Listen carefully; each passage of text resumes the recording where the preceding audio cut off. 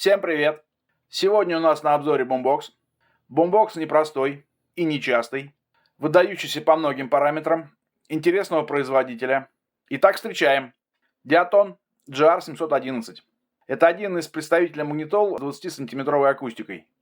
Так что это еще одна серия про данный тип магнитол. Ссылки на предыдущие серии дам в описании к ролику. Прежде чем начать рассказ, считаю нужным немного рассказать про марку Diaton. Знаю, что многие про нее знают, но иногда вселенные не пересекаются.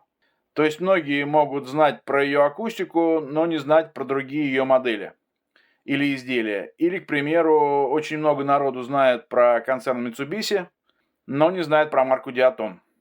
И еще одно замечание по обложке к данному ролику, почему я считаю этот бумбокс на максималках, я расскажу чуть позже и очень подробно. Итак, кратко по истории компании. В конце 19 века в Японии в результате протекционистской политики государства японские торгово-финансовые семейные компании стали превращаться в крупные промышленные концерны – Зайбацу. Одним из таких концернов стал Mitsubishi, к середине 30-х годов прошлого века став вторым по величине после Mitsui. Данные концерны стали для Японской империи финансово-промышленной основой при ведении войн с конца 19 века до первой трети 20-го. Зайбацу всячески поддерживали политику японского правительства, получая взамен неограниченный доступ к ресурсам оккупированных стран. До окончания Второй мировой войны концерн Mitsubishi принадлежал одной семье.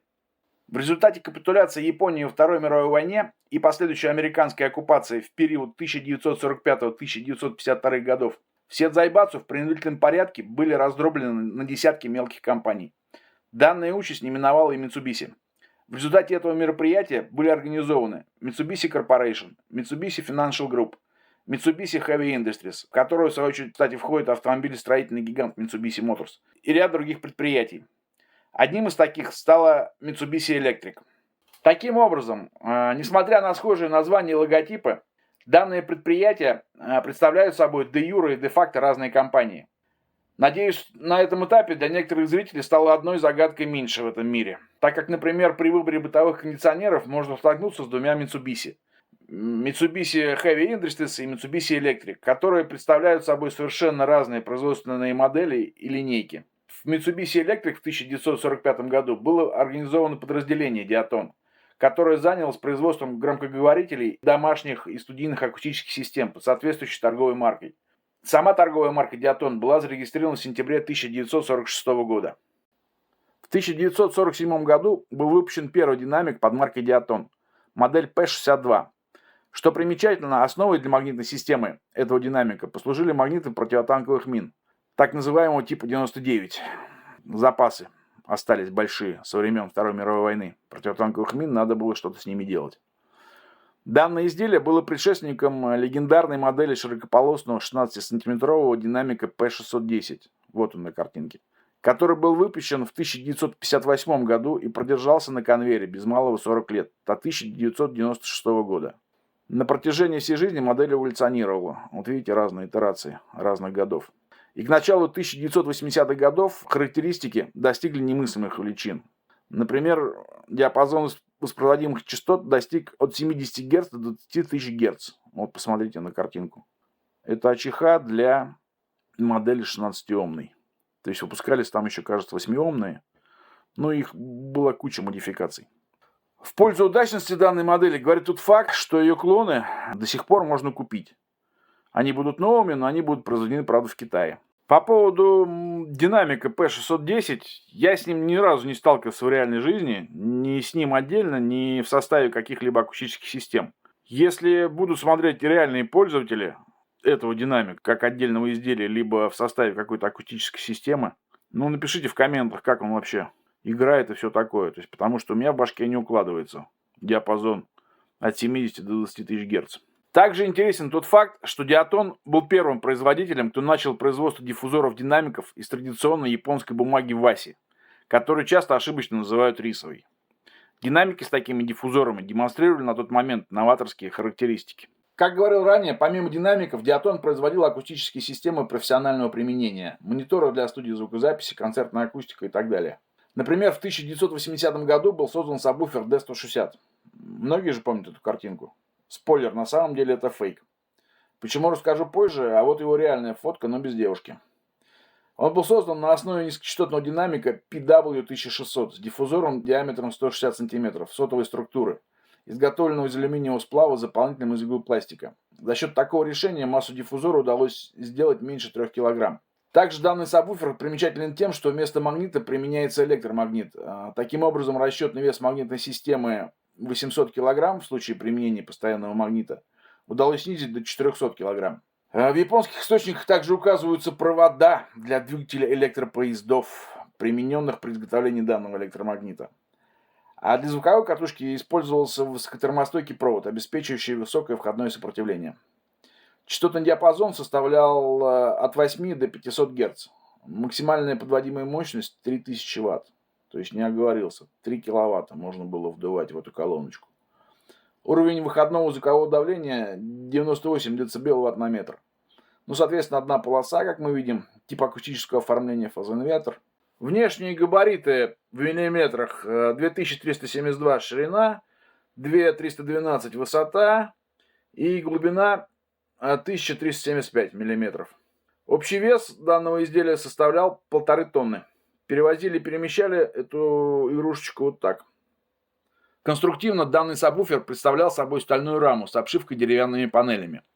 Как указывают те же японские источники, данный сабвуфер доставил немало хлопот при тестах. Первоначально тесты проводились в комнате для измерений, но их отменили, потому что из-за вибрации упало несколько потолочных люминесцентных светильников. При испытаниях на открытом воздухе на заводской площадке также наблюдались проблемы. Звук ощущался на расстоянии до 100 метров от динамика, но на большем расстоянии он передавался как вибрация и грохот, а не как звук. В радиусе 2 километров от завода наблюдалось дребезжание стекол в окнах. И хотя встречаются упоминания о цене в 30 миллионов йен и сроках поставки в 4 месяца на это изделие, достоверных данных о поставленных экземплярах реальным заказчикам у меня нет. Еще данный сабвуфер примечателен тем, что принял участие в телевикторине TBS Television, где был вопрос, можно ли разбить оконное стекло звуком динамика. Ответ очевиден. Позже этот динамик был доставлен в лабораторию Японского Центрального научно-исследовательского института электроэнергетики для исследования шума и вибраций. Также нельзя не отметить многолетнее сотрудничество Diaton с NHK, японской вещательной корпорацией, имя которое знакомое многим по крутым документальным фильмам. Вот и логотипы, которые могли вы видеть на экранах телевизоров. И также могут быть многим знакомы работы ее звукозаписывающих подразделений. Например, NHK Enterprise. Вот и логотипчик. Diaton также получала техническую помощь от научно-технических лабораторий NHK и поставлял ей свои изделия для студии звукозаписи и прочих решений. Теперь плавно переходим к настоящей картинке с девушкой. Вот видите, та же девушка. Те же логотипы Diaton Mitsubishi. Но сам сабвуфер другой, поменьше. Модель D80. Также одна полоса, один драйвер, фазоинвертор. Динамик уже диаметром 80 см, частотный диапазон от 10 до 500 Гц. Звуковое давление 100 дБ Вт на метр. Подводимая мощность тоже меньше. Можно дунуть всего лишь 2 кВт. Размеры поскромней. В миллиметрах ширина 1180, высота 2120, глубина 1030 мм. Вес вообще детский, 350 кг. А срок поставки тот же, 4 месяца. Цена 2,5 миллиона йен. Те же технологии, но все поскромнее. Но в отличие от своего старшего собрата, модели D160, модель D80 поставлялась реальным заказчикам. Например, несколько таких сабов были поставлены в NHK Hall. Вот видите на картиночках. Это концертный зал, расположенный в центре вещания NHK в Токио. И одновременно там же расположена штаб-квартира телекомпании. Этот зал является основным местом выступления симфонического оркестра NHK. Он также принимает там у себя другие мероприятия. Например, ежегодный новогодний специальный выпуск NHK Кагаку Ута Гасан. Японский аналог голубых огоньков новогодних наших. То есть у NHK все по-взрослому.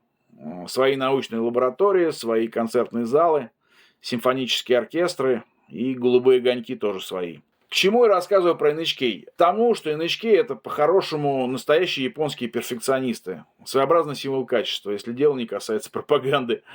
Так что, если попадется документальный фильм их производства, вы не потеряете время зря, если посмотрите его полностью. Если попадется компакт-диск под этим лейблом, то вы не потратите деньги зря, если вы его купите. Таким же образом у NHK обстоят дела с подрядчиками. Они подбирали и, даже если хотите, воспитывали своих поставщиков в том же духе. И данное утверждение полностью справедливо по отношению к Diaton.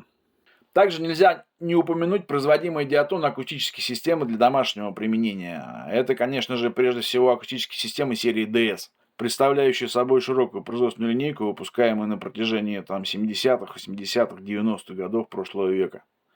Допустим, одна из моделей 70-х годов DS303. Еще одна DS401, тоже родом из 70-х. Ну вот всеми любимая 77-я серия родом из 80-х годов. 77HR, 77HRX, 77Z. Ну вот это вот пошли модельки уже из 90-х годов, да, там DS2000, ZX, DS8000N, еще одна 2000-я моделька. Просто ряд картинок подобрал. Это, конечно, не вся производственная линейка, она гораздо шире и разнообразней. Наверняка не надо рассказывать знающим людям. А интересующимся, просто можно посмотреть интернет и взглянуть на всю линейку полностью. Значит, помимо акустических решений для разных применений, под маркой Diaton Mitsubishi Electric выпускал достаточно широкий ассортимент Hi-Fi техники. Например, это были усилители. Вот такие красавцы. Это были ресиверы. Вот видите, 70-е годы, начало. Вот видите, даже четырехканальный ресивер. Почему он четырехканальный? Внимание, вопрос на такие. Правильно. Ответ квадро. Расцвет квадро был. Квадрозвука. В начале 70-х. Катушечники выпускали. Проигрыватели винилового диска. Какие тоже. И даже вертикалочки. Такие были в производственной линейке. Кассетные деки. Куда же без них?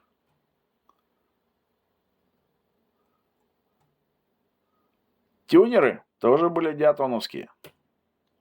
Проигрыватель компакт-дисков? Пожалуйста. Цифровые процессоры звука.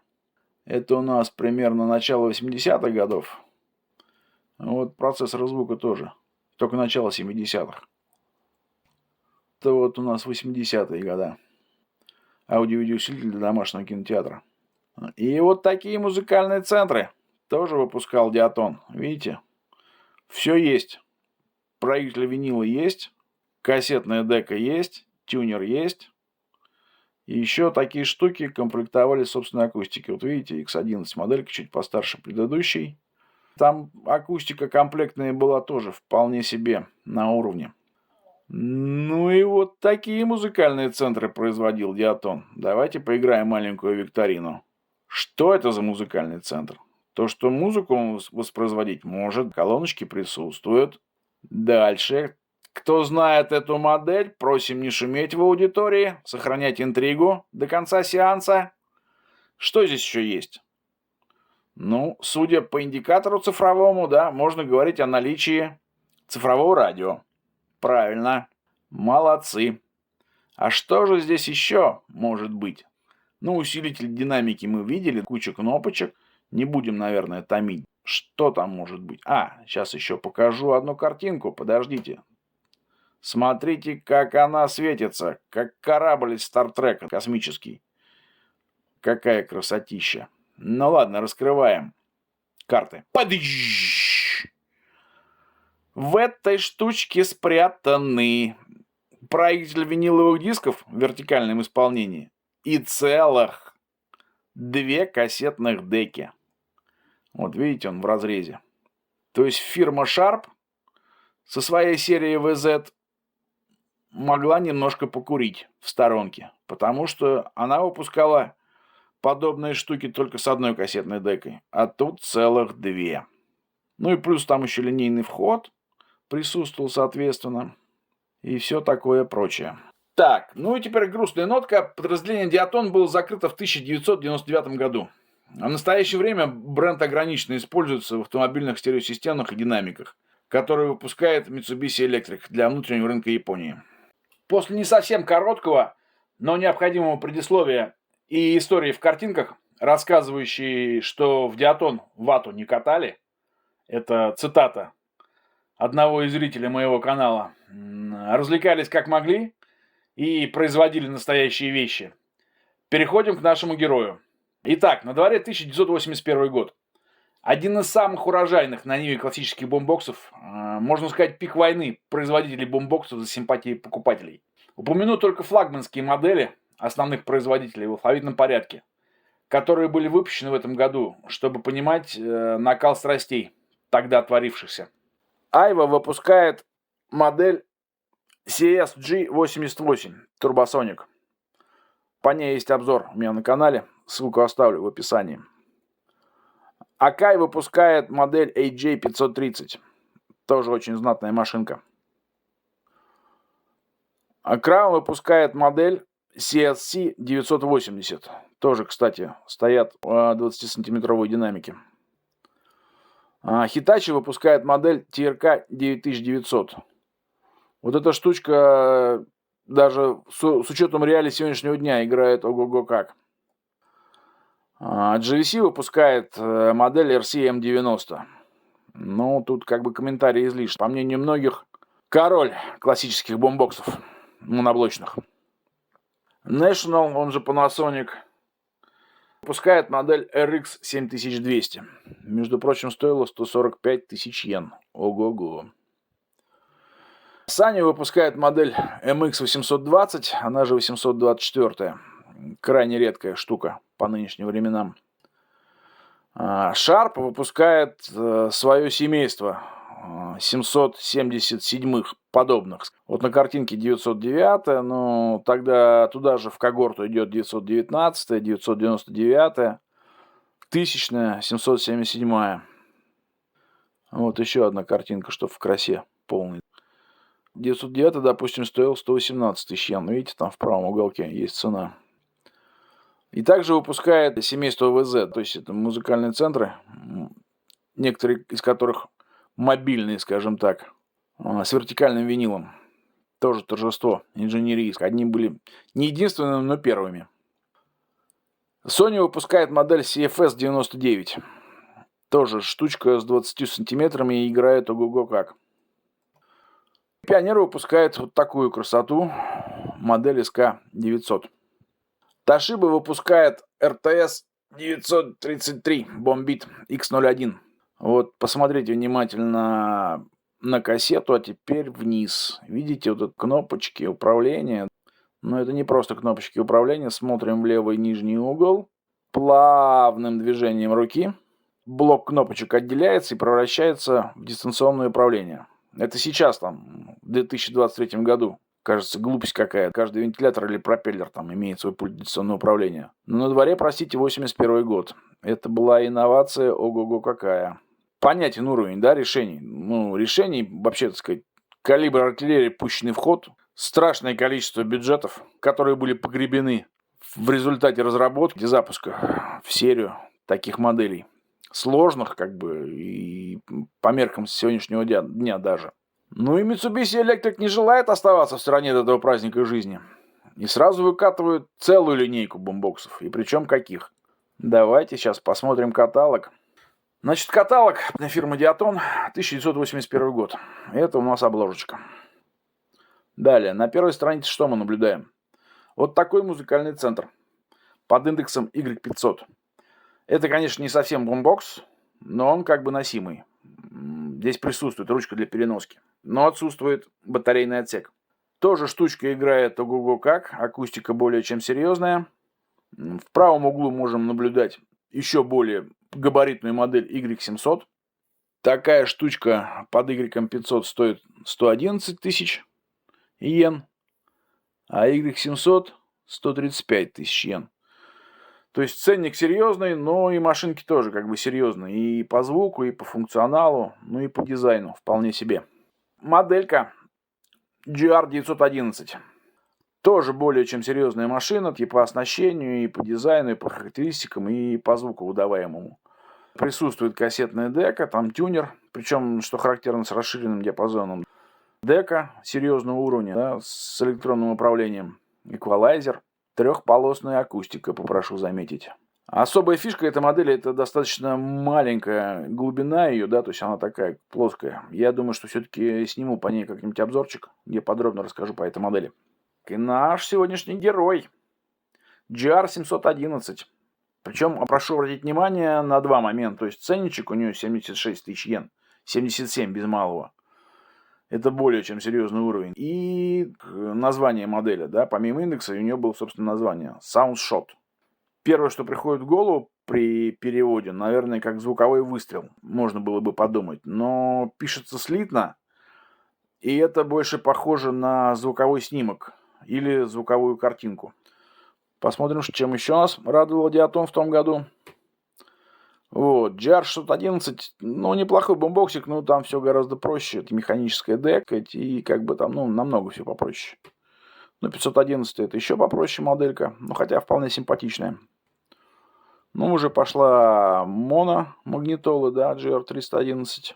Тут такая раскладушечка уже, на которой присутствует очень интересная моделька TX10. Это такой трансформер, что-то среднее между там маленькой магнитолкой, батончиком и плеером, да, который подразумевает там кучу вариантов использования. То есть там и так ее можно и на поясе носить, и так повернуть, и сяк развернуть. Интересная моделька TX50. Мне ни разу не попадалась в руки, но очень многообещающая по картинке, по крайней мере. Ну и там ряд моделей попроще, да, там в нижнем ряду наблюдаем. Причем к этому моменту времени Mitsubishi Electric далеко не новичок на поляне бумбоксов. На протяжении 70-х годов она не безуспешно развивала свою линейку бумбоксов под маркой J-Gam. Например, можно вспомнить такие удачные в целом модели, как J-Gam GR8000 и J-Gam GR8200. У меня есть предположение, что начало выпусков бумбоксов под маркой Diaton в 1981 году было не случайно. Именно этим Mitsubishi хотела показать, что сейчас все будет по-серьезному, по-хайфайному, ибо марка Diaton имела заслуженный авторитет у японских потребителей. Уровень представленных аппаратов был также крайне серьезен и под стать марке. Еще интересен момент тем, что после 1981 года Mitsubishi Electric пошло на спад использование марок J-Gam и Diaton при производстве бумбоксов. И они начали выпускать магнитолы под маркой Mitsubishi. Часто это были очень интересные машинки, но большей частью с унылым дизайном. Итак, переходим к нашему сегодняшнему герою. Рассмотрим лицевую панель. Что мы видим? Конечно же, мы видим акустику. Двухполосную. 20 сантиметров СЧ-НЧ регистр, да, и 5 сантиметров ВЧ динамики. Далее обращает на себя внимание стрелочные индикаторы. Красиво оформленная шкала тюнера. Далее идет система индикации управления поиска фрагментов музыкальных. Рычажок управления таймером. Чуть попозже остановлюсь подробно на этой функции. Счетчик ленты. Кассетоприемник. Тут тоже все очень серьезно. Мы по хай-файному. Смотрите. То есть не надо мучиться там, да, искать длинную палочку, мотать ватку. То есть сняли крышечку и тщательно почистили головки, ролик, все что угодно. То есть как бы уровень соответствует. Сейчас, секунду. Слепую на вытянутых руках не очень получается мне это дело одеть. Вот. Далее присутствуют кнопки управления декой. То есть это у нас непосредственно выброс кассеты. Единственная механическая штука. Все остальное электронное управление. То есть стоп, перемотка назад, клавиша воспроизведения, перемотка вперед, клавиша записи, клавиша паузы. Далее две кнопки системы поиска.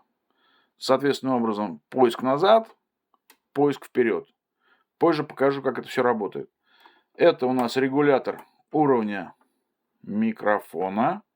Вот он. То есть он микшируемый, да, то есть внешний микрофон для караоке, скажем так, ну и творчества, прочего музыкального. Теперь возвращаемся к селектору режима таймера. По самим внешним таймерам я достаточно подробно рассказал в серии про Sanyo 9994, Кто интересуется или кто, может быть, не совсем в курсе этой темы, можете посмотреть этот ролик. Там я очень подробно все рассказал. Верхнее положение таким вот образом. Это у нас с таймера дека включается в режим записи. В среднем положении дека у нас ничего не делает. И в нижнем положении при включении от таймера дека переходит в режим воспроизведения. Сейчас покажу, как это происходит. Значит, рассмотрим режим воспроизведения с таймера.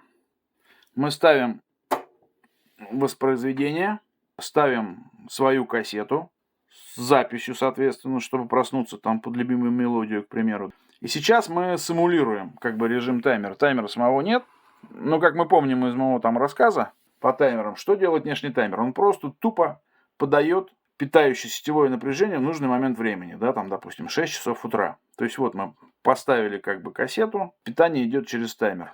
Соответственно, питания нет. Вот сейчас, видите, отключаю питание, все погасло. Допустим, наступило 6 часов утра, вот видите штекер. И мы подаем питание.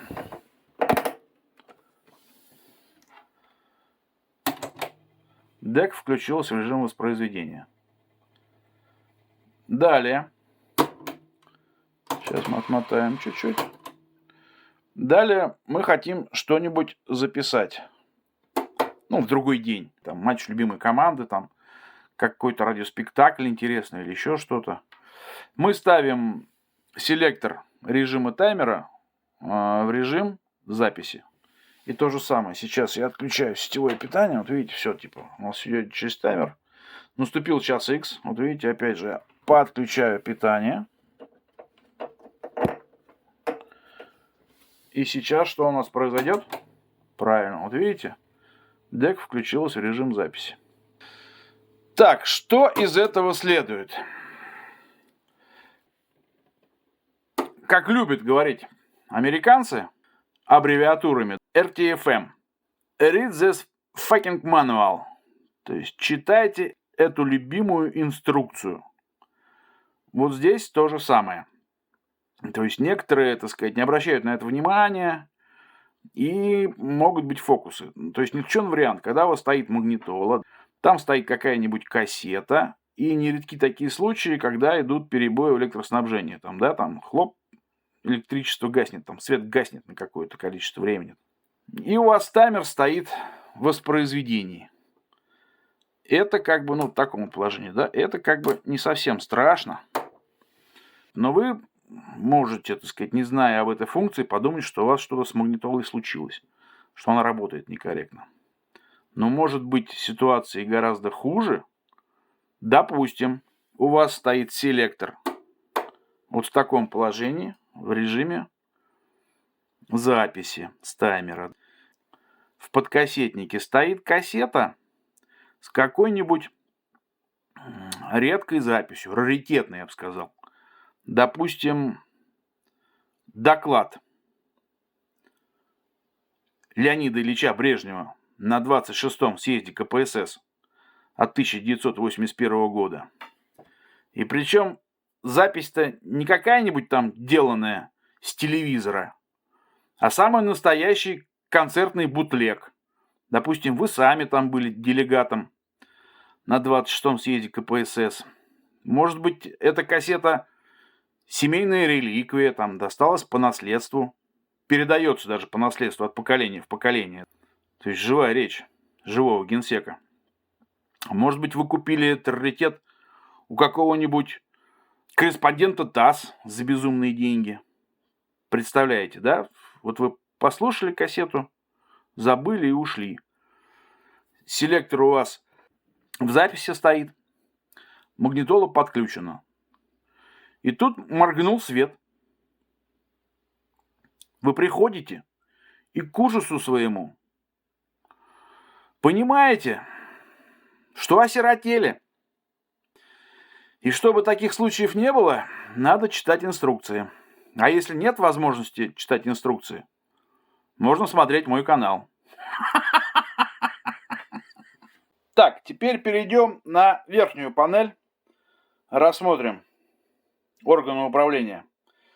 Самый левый выключатель сети. В таком положении включено, в таком выключено, включено. Далее у нас идет очень интересный. Селектор-то обычный, то есть нестандартное, интересное его функциональное назначение. Тут есть три положения.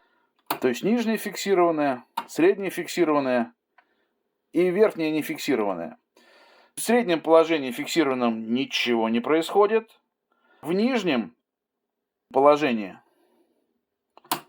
подключается микширование беспроводного микрофона.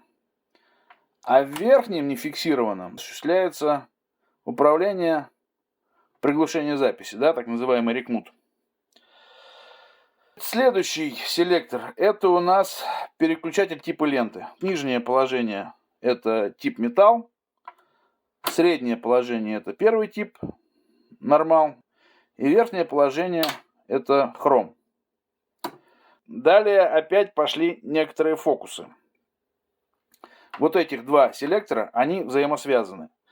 Первичный из них – это вот этот, четвертый по счету. В нижнем положении мы включаем режим моно. В верхнем положении мы включаем режим стерео. А вот этим переключателем мы можем включить расширенное стерео. Вот в таком вот положении этих двух выключателей мы получаем расширенное стерео. А вот в этом просто стерео. То есть для меня это как бы маленький ребус. Я чувствую, что это связано с какими-то моментами производственными. То есть, может быть, планировалось какое-то другое предназначение или иное там размещение органов управления. Потому что, вот, допустим, здесь, ну, реально ребята сэкономили, да, ну, в принципе, изящно сэкономили, там, дырки лишние не делать, там, переключатели, опять же, лишние не ставить. В принципе, все логично, сэкономили место, молодцы. Опять же, какие-то дизайнерские могут быть соображения, там, не было слишком много переключателей, или, допустим, чтобы кнопку какую-то рекмутовскую не выбивалась там из дизайнерского ряда. То здесь они, как кажется, что перемудрили, но я думаю, что, может быть, какие-то другие были соображения. Как обычно что мы обычно наблюдаем? Да? Обычно мы наблюдаем селектор трехпозиционный в большинстве магнитол. Моно, стерео и третье положение расширенное стерео. А здесь такое решение нам что позволяет сделать? Логически. Резко перейти из режима расширенного стерео, резко перейти в режим моно и сравнить их. То есть сравниваем не стерео и расширенное стерео, а сравниваем режим моно с расширенным стерео. Ну, не знаю. То есть остается гадать и строить версии. Так, и значит вот этот селектор у нас управляет режимом работы индикаторов. В таком положении, в верхнем, он двухпозиционный, в верхнем положении эти индикаторы показывают уровень сопроводимого сигнала, независимо от источника. И вот в этом положении они нам показывают, как обычно, настройку на станцию и уровень батарей, там, ну и питание, соответственно. Значит, дальше что у нас идет? Дальше у нас идет аж 5-диапазонный селектор основных режимов работы. Давайте пробежимся по порядочку. Пойдем против часовой. Левое крайнее положение – это режим фоно, вход для винилового проигрывателя. Следующий – это линейный вход у нас в таком режиме работает. Следующий, вот так вот, режим радио. Следующий в таком положении – это режим деки магнитофонный. И вот этот режим очень интересный. Это режим микрофона. Эту, так сказать, магнитолу можно использовать в режиме мегафона. Похожий режим мы наблюдали также в модели Sony 99-94, про которую говорил, то, что я рассмотрел режим работы таймеров. Дальше все легко и просто. Дальше у нас идут регулировки. Это первое, значит, у нас регулировка низких частот, регулировка высоких частот. Это у нас регулировка баланса. Это у нас непосредственно громкость. Ну и еще две клавиши у нас переключения диапазонов. То есть первой клавишей включаем FM диапазон, второй клавишей переключаем AM диапазон. Все, замечательно. С верхней панелью закончили. По правой панели все достаточно легко и просто. Сверху мы наблюдаем ручку верньера, настройка приемника. Дальше у нас гнездо для наушников. И дальше у нас идет выходы на внешнюю акустику. Левый канал, правый канал. Поддерживается внешняя акустика с сопротивлением 8 Ом. Чуть ниже у нас, соответственно, гнездо питания низковольтное, да, 12 вольт. Ну, автомобиль, яхта, прочие средства передвижения. И, соответственно, сетевой разъем. Поскольку по стоку модель выпускалась только для внутреннего японского рынка, значит, соответственно, мультивольтажа нет, только японское питание 100 вольт. По левой панели, по разъемам на левой панели. Сверху у нас идут разъемы для внешних микрофонов, стереозапись. Верхний левый канал, нижнее гнездо правый канал. Далее у нас идет клеммы земли для винилового проигрывателя, который идет следующий. Вот видите, вот это вход винилового проигрывателя. Тут ребята из Диатона запарились. Некоторые производители, там сказать, особо не парятся. Там гнездо бывает земли где-нибудь внизу, а винил где-нибудь вверху. И поди там натяни кабелек. И здесь ребята продумали. Следующий вход — это линейный вход у нас. И следующее гнездо — это линейный выход. Ну и самый нижний — это переключатель Big Cancel. Как-нибудь остановлюсь поподробнее. Так сказать, меня несколько людей уже спрашивало, как бы в личку, там, зрителей канала. У меня есть интересная моделька одной магнитолы. В одном из следующих выпусков расскажу поподробнее об этой функции. Кратко говоря, эта функция позволяет снижать возможные шумы при записи на кассету с диапазонов с амплитудной модуляцией. Так, по левой панели вроде все. По задней панели все достаточно лаконично. Два телескопа. Причем так заботливо подписано, что вот эти болтики отвечают за крепление антенн. Ну и вообще, так сказать, задняя панель очень аккуратно выполнена. Не на каждом бомбоксе такое увидишь. Дайте я вам покажу табличку, допустим, да, смотрите. Вот эта вот табличка предупреждений. Видите качество отливочки? Очень и очень прям меня впечатляет. Дальше, значит, у нас разъемы внешних антенн, клеммы для внешних антенн FM-диапазона, да, там тоже все подписано. Видите, здесь вот земля, здесь вот антенна. Что здесь еще есть? Да, в принципе, тут есть батарейный отсек, для которого требуется 8 батареечек R20 или же D-Type, так называемые, большие бочонки. Ну и как бы пара табличек там еще. То есть там служебная информация, типа что Диатон там, серийный номер. И вот это вот тоже интересно, такая оформленная табличка. Там написано то, что не закрывать в автомобиле, не оставлять надолго под солнцем. Все забытое о потребителей. Ну и в принципе по задней панели вроде все.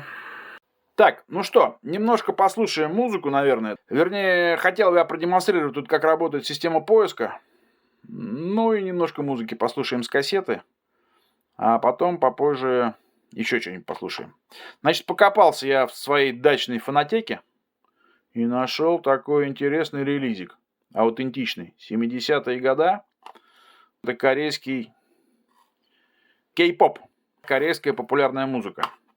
Смотрите, вот видите, оформление какое. Такая вот картонная коробочка.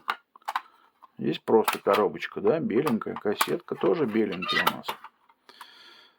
Исполнитель, боюсь немножко неправильно сказать, потому что я знаю, что смотрят меня и в Корее тоже. Исполнитель корейский. Но в моей транскрипции она звучит как Чой Джинхе. Могу ошибаться. Вчера я немного поэкспериментировал с Шазамом. Шазам, так сказать, долго крутил мозгами железными. Опознал таки ее, да, но далеко не все песни и там после продолжительных раздумий. Так что я думаю, что сегодня мы будем испытывать терпение искусственного интеллекта Ютуба, который отвечает за... За что он отвечает? За копирайт отвечает. Посмотрим. Так, ну непосредственно, значит, поиск. Значит, ставим интересующий нас 4-й фрагмент. И включаем поиск. Хороший тут дека, хорошее управление, такое четенькое, легкое. Если вот, допустим, знаете, там Саню есть с подобной, с похожей какой-то там декой, да, электронно-механической, там немножко все задумчиво происходит, то здесь прям все очень бодренько. То есть, похоже, чем-то напоминает Toshiba RTS 90 в плане качества работы, ну, переключения режимов. Единственное, что Toshiba работает потише, ну, если все исправно и отлажено. Здесь немножко все погромче происходит, ну, сами могли, наверное, слышать, как переключаются режимы. Ну и плюс стол такой у меня еще гулковатый сегодня. Ну, слушаем кей-поп.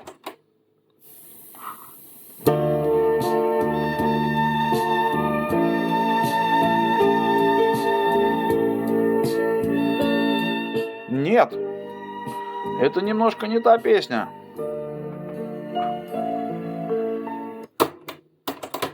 Заодно продемонстрирую поиск назад. Нет. Еще разок.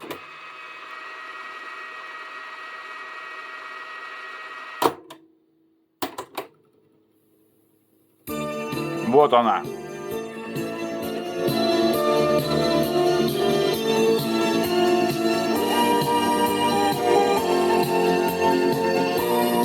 Начинаю фанатеть.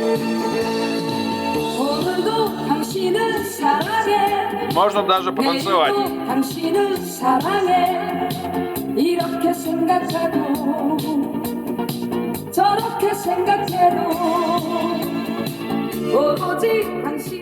Можно посмотреть на индикатор. Вот видите, он показывает уровень воспроизводимого. Сейчас мы переключим немножко, да? Вот в таком положении, так сказать, ну, уровень батареи питания, да? Ну, соответственно, тут ничего не показывает, потому что это показывает в режиме тюнера уровень принимаемой станции. Ну, так-то оно, конечно, веселей. Ну, подсветочки не хватает там, да, индикаторов и шкалы, наверное. Можно было бы еще окошко подсветить. Ну да ладно, слушаем.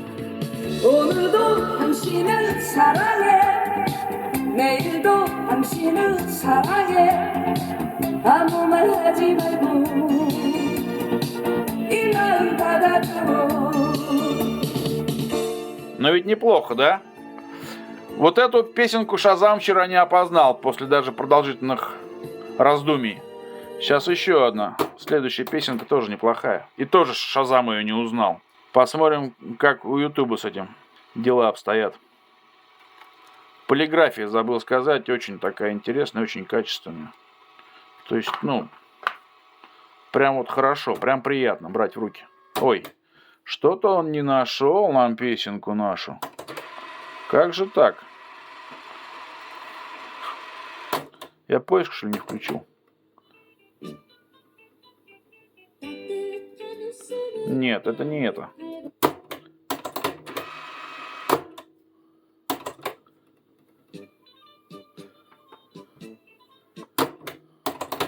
Еще одна попытка. Это я что-то как-то, видимо, то ли поиск не включил, то ли что-то так в спешке. Не то и не туда нажал. Ну-ка. Кажется, это песенка. Такая лирическая. Не такая веселая, как предыдущая.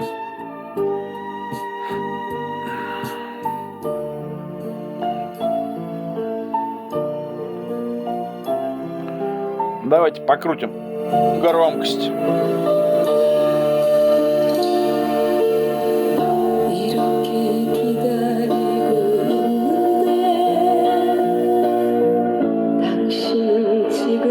Ну вот тембра все на минус. Добавляю высоких.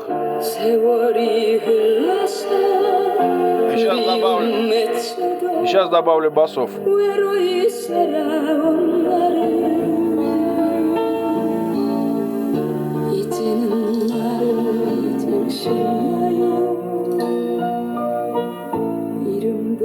Ну ладно. Еще разок веселую песенку послушаем. Трудно. Как всегда, мне трудно остановить дискотеку.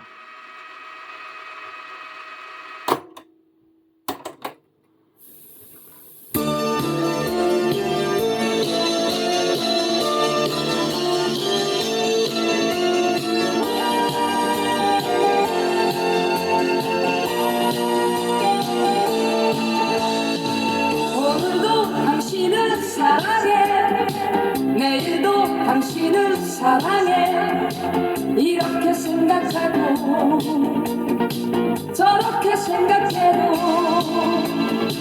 오로지 당신을 사랑해 영원히 당신을 사랑해 아무 말 하지 말고. Ну прям вот хорошо. Не знаю, прям что-то вставило от меня, от кей-попа. Прям хочется что-нибудь еще корейское найти популярное. Ну, по звуку, так сказать, как обычно, пишу, так сказать, на скромный телефончик со скромным микрофоном. Не передаю всех нюансов. Ну, хорошо звучит, очень даже хорошо звучит. Мы попозже еще сегодня его послушаем на открытом воздухе. И я думаю, так сказать, получится мне получше передать его звучание и возможности звуковые.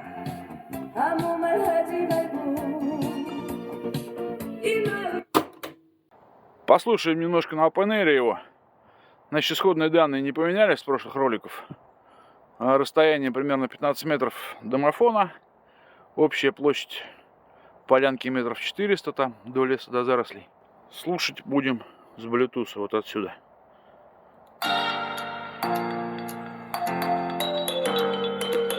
Сейчас посмотрим.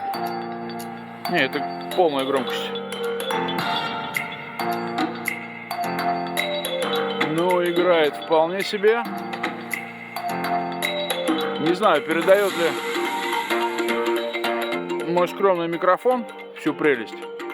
Но здесь вживую все прям очень хорошо.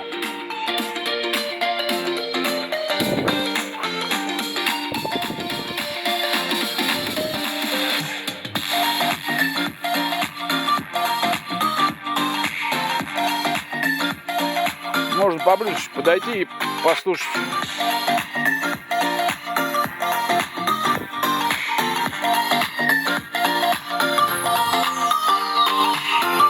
Ну, вот примерно так, с 7 метров. Картинка выглядит. На мой взгляд, очень даже неплохо.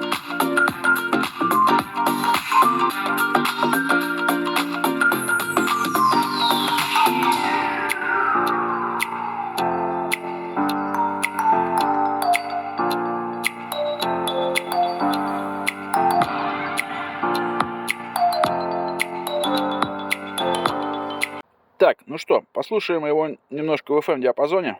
Значит, загородный прием.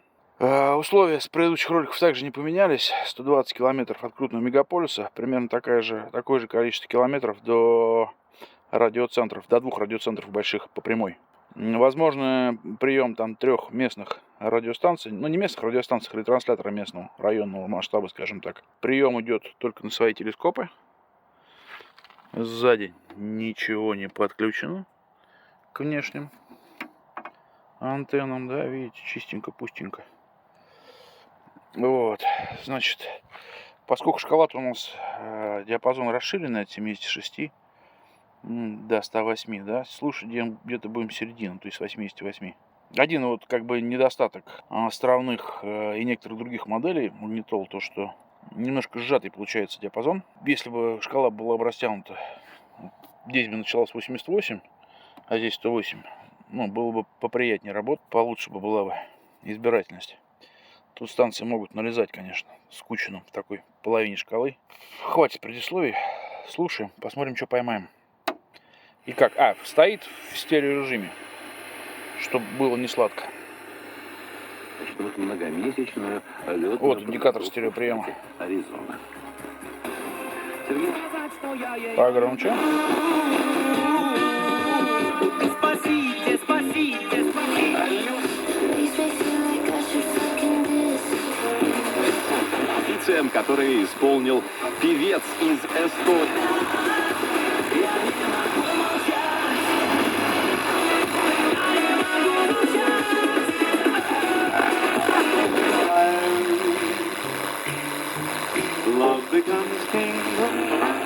Севастополь останется русским.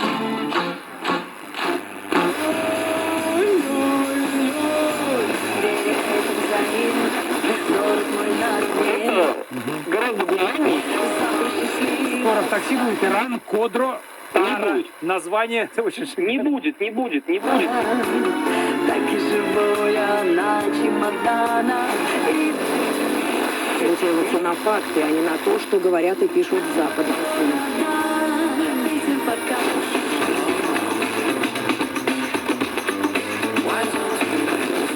Навсегда тату с именами.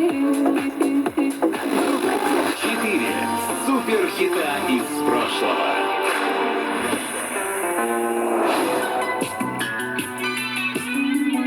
Найти в степи мы обитаем, или вам напомнить? Слушайте нас на радио России Калмыкия, на частоте. Владимир Путин назвал трагедией крушения самолета Евгения Пригожина и выразил соболезнования семьям погибших.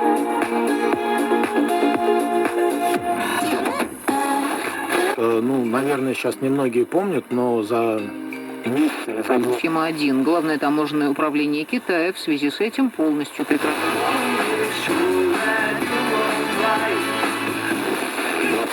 Противника ликвидировано более 600 боевиков. до Твери. И за полчаса от Петербурга.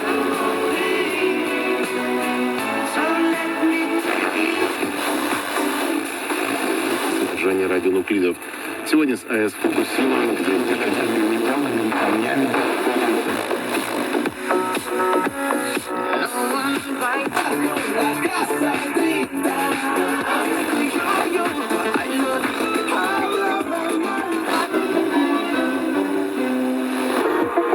Все, что тобой сказано.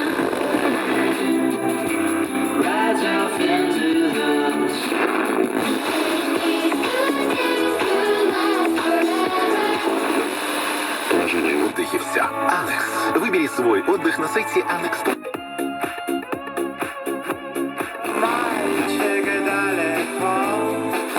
Шаговая доступность падает. Я пробыл в аэропорту 16 часов. За тебя твои губы мне все говорят. И к утру ты Погибли в катастрофе Евгений Пригожин и бойцы.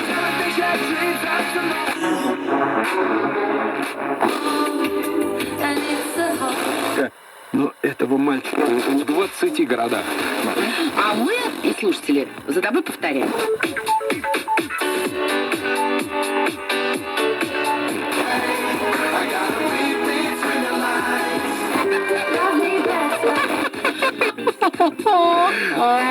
Временно исполняющий обязанности губернатора Херсонского. Ну, вот как-то вот так. Ну, вот как я говорил, просто один недостаточек, да, немножко скучный диапазончик. Потому что, видите, там избирательность, конечно, такая прям. Надо ловить, ловить, ловить, ловить. Если бы у нас фишкалуба было бы вообще роскошно. Стереоприем до большинства, подавляющего большинства, нормально принимается. Тюнер тоже неплохо. Наверное, резюме. И вернемся к началу ролика, где я обещал обосновать, почему я на обложке этого ролика назвал этот бомбоксом на максималках. Начнем, наверное, с самого простого и очевидного. Это обстоятельство, этот факт не всегда понятен и бросается в глаза, когда мы смотрим на этот бомбокс на картинках там, или даже на видео. Это, во-первых, его размеры. Размеры этого бомбокса впечатляют. Сейчас я покажу, почему. Если поставить для сравнения в реальности его с другими бомбоксами, сразу картинка становится немножко на место. Вот видите, на первом плане у нас Sharp GF8585. Средний по размерам бомбоксик, далеко не самый большой и далеко не самый маленький. И на фоне размеров, вот видите, да? Допустим, сейчас я поверну картинку. Видите, что творится по высоте? И по ширине он тоже как бы гораздо больше. Но я сейчас покажу еще один фокус. А на заднем плане у нас стоит Айва CS-G88. Совсем большой бомбокс. И вот видите, по некоторым параметрам, как-то ширина, он поболее будет. Вот, в связи с этим у меня был курьезик очень интересный, связанный с первым экземпляром такого мафона, который я себе купил, 711. Это было начало 2010-х годов где-то, да, когда там начали работать посредники с японских аукционов. Мало было реальных пользователей и владельцы таких аппаратов. И я так что-то начал присматриваться к этому аппаратику. Назревал там большой торговый день, знаете, такое бывало. Сейчас тоже вроде бывает там где-то ближе к выходным, там в субботу, кажется. Выставляю, с окончанием аукционов в субботу, в выходные дни, выставляется много интересных лотов. Намечался такой торговый день активный. Я там подобрал себе несколько лотов. Так, с тем намерением, чтобы их точно купить. Я уж не помню, там, кажется, лотов 5 я для себя отобрал, которые точно я должен был купить в тот день. Загнал денег на депозит, там приготовился всячески. И в закладках браузера, во вкладках вернее, стоял вот такой мафончик, эта модель. Я не намеревался его покупать, а хорошие фотографии попались в описании лота. Просто вертел, крутил так, и забыл закрыть вкладочку. И еще были вкладочки с теми лотами, которые я собирался купить. Отторговался я, купил практически все, что хотел. И уже потом на следующий день смотрю почту. И, оказывается, выиграл Диатон GR711. В попыхах, видимо, где-то что-то перепутав, я тоже сделал на него ставку. Когда приехала эта штука, сначала удивился размером коробки. Я думаю, что там, может, для магнитол, что ли, положили? Или что-то еще такое. Но я вдвойне удивился, когда достал я его. Там опаньки. То есть предполагалось, что что-то размерчика будет шарпа 99-94. А он как бы поболее. И много, сильно поболее шарпика. 94 оказалось. Так что первый тезис, почему на максималках, это его размера. То есть это моноблок таких внушительных размеров. Второй тезис – это внешность. Классическая внешность классического бумбокса, без промахов. И по пропорциям все хорошо, и по решениям, и по оформлению. И все тут, все на месте, все прекрасно. Максимальная внешность классического бумбокса присутствует. Третий тезис, почему этот бумбокс на максималках. Это, конечно, кассетная дека. Кассетная дека – это на уровне стационарных кассетных дек тех лет среднего уровня. То есть это не топ какие-то деки, но это, так сказать, такой хороший среднячок. Не говоря уже про бумбоксы, пальцев одной руки, 1,5 рук, может быть, хватит, чтобы пересчитать, где стоят подобные деки в бумбоксах. Четвертый тезис – это функционал. В этом бумбоксе есть все, что мы привыкли видеть в классических бумбоксах. Тюнер присутствует, стрелочные индикаторы присутствуют, дека отличная присутствует, все необходимые регулировки без усечения, функционал присутствует, виниловый проигрыватель вход есть, линейник есть, даже более чем, так сказать, мы привыкли, есть еще вход для микрофона. То есть, может быть, тут нет каких-то наворотов таких поздних бумбоксов, эквалайзера, там, реверса, спектроанализатора, цифрового тюнера. Этого нет. Но все, что должно быть именно в классическом бумбоксе, здесь есть в полном объеме. По максимуму, я считаю, он набит. Пятый тезис, самый убойный, это, конечно, акустика 20 сантиметров. И не просто она здесь присутствует, она играет так, как надо. Помните, говорили по поводу его названия, помимо цифр бокового индекса, буквенного индекса, саундшот. Тут уже можно говорить звуковой выстрел, либо там звуковая картинка. Я думаю, что это тот самый редкий случай, когда он бьет по двум фронтам. И в разрезе звукового выстрела он дует как надо, и в плане передачи звуковой картинки, звуковой фотографии тут тоже все хорошо. Так что все отлично с этим бумбоксом. И 5, я думаю, достаточных доводов в силу реально бумбокс на максималках. Касаемо недостатков, для меня лично тут их в принципе как бы и нет, вы знаете. То есть для кого-то может быть недостатком наличие иероглифов. Но это как бы особенность, потому что модель выпускалась только для японского рынка, и на английском языке с английскими буквами мы такой бумбокс не найдем. Но с годами, вы знаете, такая ситуация, что в иероглифах уже, так сказать, даже в случае коллекционирования бумбоксов находится какой-то особый шик, какой-то особый смысл. Меня тоже поначалу это парило, и в начале увлечения коллекционированием я всегда старался покупать бумбоксы, магнитолы только для европейского рынка, либо всемирные версии такие, да, где присутствует английский язык. И как-то немножко меня всегда, не всегда привлекали магнитолы с иероглифами. Но с годами как-то я нашел в этом особое очарование. Так что, для кого-то это может быть легким недостатком. Все функции я рассмотрел, так что если у вас вдруг появится подобная модель, магнитолы, но не будет желания переводить все дело с японского, можете посмотреть ролик и все освежить в памяти, что, где и как включается. Так что классный бумбокс, классный бумбокс. А если увлекаетесь этим коллекционированием и у вас еще не было в руках этой модели, то рекомендую приобрести. И если уж не оставить не навсегда вообще это в коллекции, то уж какое-то, если время она у вас проведет в руках в коллекции, ведь она вас не разочарует точно. Ну, наверное, и все, что еще не хотел сказать. Всем пока!